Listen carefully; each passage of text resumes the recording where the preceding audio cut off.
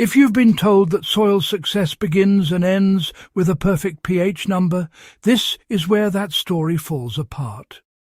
Ancient farmers did not own meters, charts, or bottled amendments, yet they managed productive soils for centuries. They understood something modern advice often ignores. Plants don't grow in pH, they grow in living mineral systems. The so-called ash masters, charcoal burners, kiln keepers, and hearth tenders of the ancient world learned this through hard necessity. Their fields thrived not because pH was correct, but because mineral balance, biological activity, and buffering capacity were actively managed using wood ash in very specific ways. How ancient ash users understood soil balance instead of soil numbers. Wood ash was never treated as a simple liming agent. Ancient growers observed plant response first, not test results. Ash was applied sparingly and seasonally, often mixed with organic matter, composted manure, or leaf mould before touching the soil.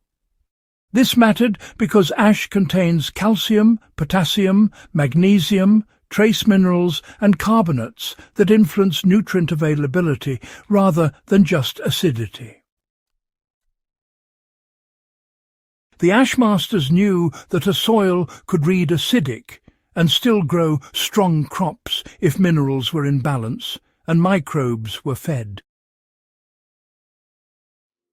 Why soil pH is a symptom, not the controlling force. Soil pH shifts constantly with moisture, temperature, microbial respiration, and root activity. Ancient growers worked with this movement instead of fighting it. They observed that crops failed not when pH drifted, but when calcium collapsed, potassium leached, or biology went dormant. Ash corrected these failures indirectly. Calcium from ash improved soil structure, allowing oxygen and water to move properly. Potassium strengthened plant cell walls and improved stress resistance. The result was healthier plants that regulated their own root zone chemistry. Well, ash needed to be prepared carefully so it nourished the soil rather than, harming it. If raw ash was simply dumped straight onto the soil, it could actually damage plant roots and honestly cause a sharp spike in soil alkalinity. Now, ancient farmers were well aware of this pitfall, and they took steps to avoid it. Ash was often aged, soaked, or even blended before being put to use. One common practice was to mix ash with water, let the insoluble particles settle out, and then use the mineral-rich liquid as a sort of diluted soil drench. Another clever approach involved layering ash into compost piles where microbes would get to work binding those minerals into stable forms. In this way, ash was transformed from a rather harsh input into a buffered and much safer soil amendment. So, let's look at how to apply the Ashmaster method step by step in modern soil. First, you'll want to start with clean hardwood ash only. Never ash from treated wood or coal, that's really important. And be sure to store it dry and protected from the rain. Before you apply it, mix 1 part ash into 10 parts finished compost or leaf mould. Then let this blend sit for at least 2 weeks, just to let things mellow and integrate properly. When it's time to use it, spread the mixture thinly. Really, no more than a dusting over your soil and then water lightly. This approach, you see, mirrors the ancient restraint that made the method so effective. You know, more ash does not mean better soil. Balance always beats quantity, every single time. So, why did ash improve crops even when pH readings stayed unchanged? Well, gardeners using this method often notice stronger growth without any dramatic pH shifts.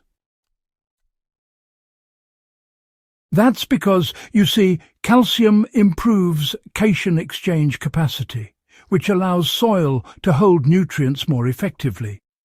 Potassium, on the other hand, increases enzyme activity in plants, and of course those trace minerals help correct hidden deficiencies. Microbes thrive in the improved structure and mineral availability, buffering acidity naturally. The soil stabilizes itself, making the pH number far less relevant. How ash was used differently for grains, roots and fruiting plants. Grains received ash before planting to strengthen stalks and improve root anchoring. Root crops received ash compost blends mid-season to enhance sugar formation and storage quality. Fruiting plants benefited from ash, applied well before flowering to support calcium uptake and prevent disorders. These practices were refined through observation, not theory. Now, why does modern lime fail where ash succeeds? Well, commercial lime really just supplies calcium alone, and quite often it actually shocks soil biology. Ash, on the other hand, delivers calcium alongside potassium and trace minerals, all in a form that microbes can, actually integrate. Lime, by contrast, forces the pH upward rather quickly, while ash gently nudges the mineral balance, you might say, gradually. This difference, you see, explains why ancient soils managed to stay productive without ever becoming, well, alkaline wastelands. So, let's talk about why this knowledge really matters when it comes to containers and raised beds. In these confined soil systems, pH can swing much faster and, well, damage tends to happen sooner than you'd expect. This is where Ashmaster techniques truly shine. Just a pinch of that ash compost blend per container, used seasonally, can strengthen your plants without destabilizing the soil chemistry. Why this ancient approach matters for long-term soil survival.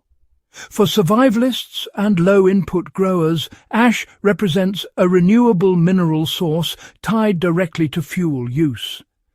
Every hearth produced soil amendment. Nothing was wasted. Why soil balance beats soil numbers every time? Soil pH is not a lie, but it is incomplete truth. Ancient ashmasters understood that balance creates resilience, and resilience feeds crops through droughts, floods, and cold seasons alike. When minerals, microbes, and structure work together, plants regulate their own chemistry far better than any chart ever could.